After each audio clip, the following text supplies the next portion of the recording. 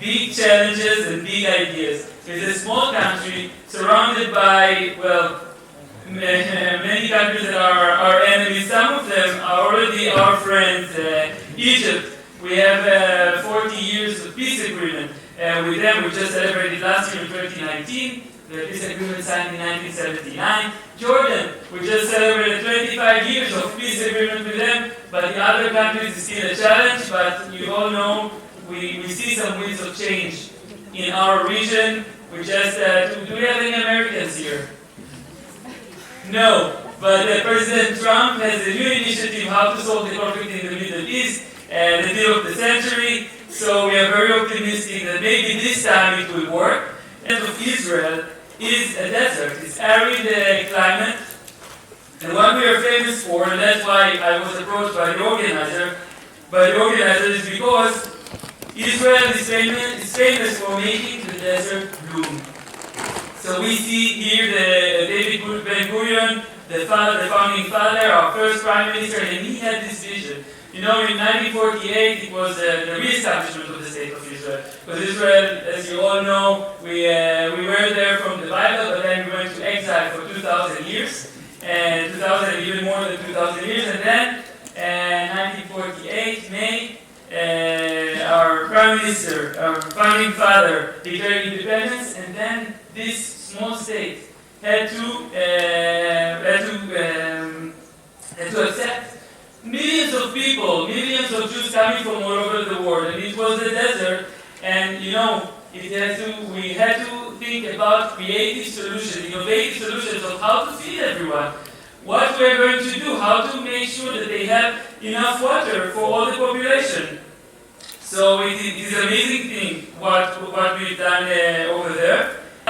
We are now doing with all our friends around the world, and especially here in East Africa, we share our expertise. We share the experience that we had over there in the Israeli desert. We share the experience, we share the technology from Uganda and from the other countries. We send them to Israel to see what we did in the desert, and then in order for them to come back to their communities to ensure food security, which is one of the big four agenda of President Kenyatta. So the embassy to this university is through the Innovation Week. The Innovation Week that is held every year is held by Mashab Luminous, Dr. Tony, and Israel is also taking part, and it's a great platform for us to showcase also our innovation, our technologies, Israeli companies, not only in agriculture but also in other fields, cybersecurity, high tech, and more. In the desert bloom, it's all about right water management.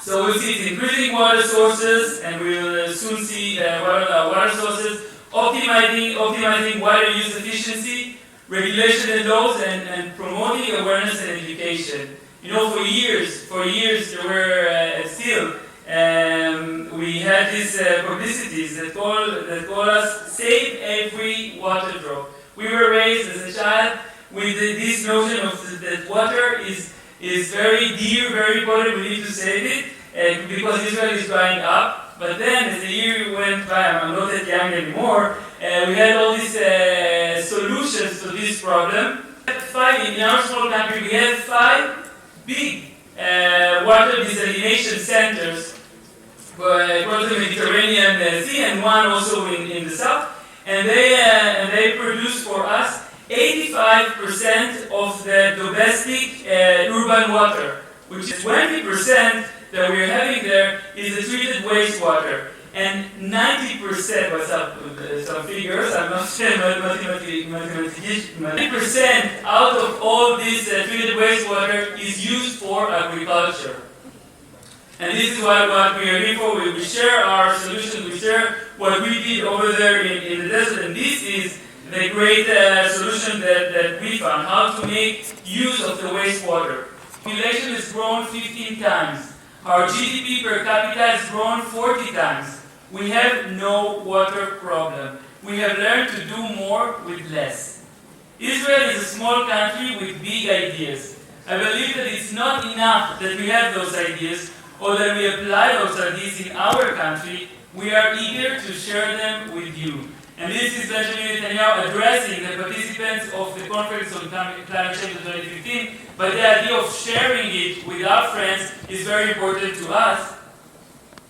And that's also what we're doing here in Kenya. So this is our flagship project, which I mentioned, and we have a nice representation from this university, and also from a KRS. So I give some numbers. Every year from Kenya, we have 100 students that are sent for this 11-month agricultural training in the desert in Israel. From Uganda, we have more than 250 students, and that's upon a special request from the First Lady, who's also the Minister of Education. So it's the highest number of all our countries, Uganda. We have 100 from Tanzania. We just doubled the number of the students from Tanzania upon special request from President Magufuli himself, because they understand, the leaders here understand the importance, and of course we understand this importance of this great project, and about the importance of partnership and sharing is to make sure that they continue with the efforts to assure food security for this country. Because some of them, when they come back, they are having struggles in initiating their own businesses, agri-businesses. But we want to encourage them to continue, and that's why we also ask for the Kenyan government to help us with this, because we do our part in Israel. They are going there, they are trained. It's a paid internship, so also they can save some money in order to initiate their businesses once they are back. But this May, we are organizing at the embassy for the first time an event called Agri Now, which targets these alumni. We ask them to prepare their business plans, and we are going to bring Israeli companies, we're going to bring banks that can provide loans for their business plans. We're going to bring other companies from here and government agencies in order for them to see how can we push their business plan ahead, what can we do with them in order for them to have successful businesses. Term courses for professionals. So you can go on our website under Mashav section when you finish your degrees. We have many courses that we offer every year on different fields: agriculture, technology, cybersecurity, women empowerment, education.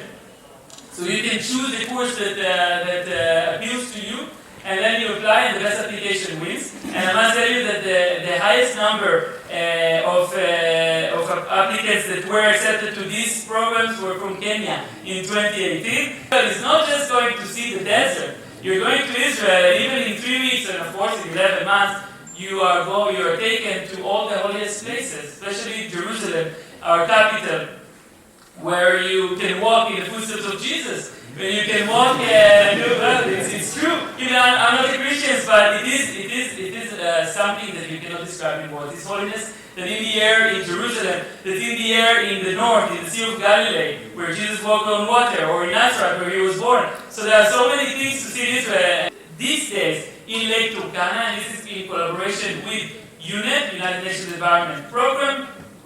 This photo with all the participants that you see over there was taken in December. We had 10 water experts from Kenya and 10 water experts from Ethiopia coming to Israel for 2 weeks for Mashav course, Mashav training on how to managing water correctly. But as you can see, this is a field that we have a lot to offer to our friends. So these two projects, and of course Lake Victoria, what we did do there is we sent Israeli experts on the grounds to see how we can make it better, purification of the water, and of course managing it correctly.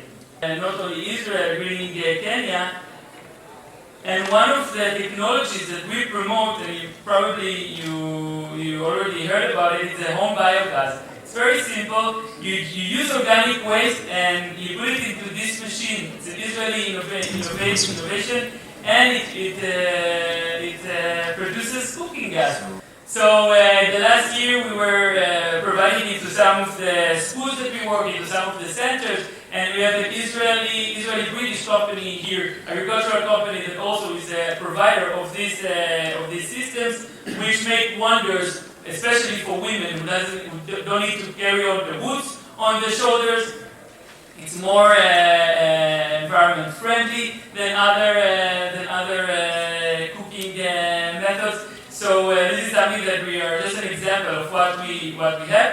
Last year, there was a big UN Habitat Assembly in June, and they had a greenhouse. This technology was among the ones that were chosen to be presented in their greenhouse. This is to show you how important not only us see this technology, but also UN Habitat, UN agencies, and of course our Kenyan colleagues. Having a tree planting event in the Israeli forest. We have an Israeli forest in the outskirts of Nairobi, and that we planted a few years ago. It's a small forest, because Israel is small, but still it is something that should show you. It's an Israel Kenyan forest, and we are doing an event just to celebrate this holiday in this time of the year. So share your knowledge. It's a way to achieve immortality. This is what the Dalai Lama said, and this is correct. We need to share, not to keep it only for ourselves. And I encourage all of us, all of you, all of us to share, to partner, because partnership, you see, give us great results.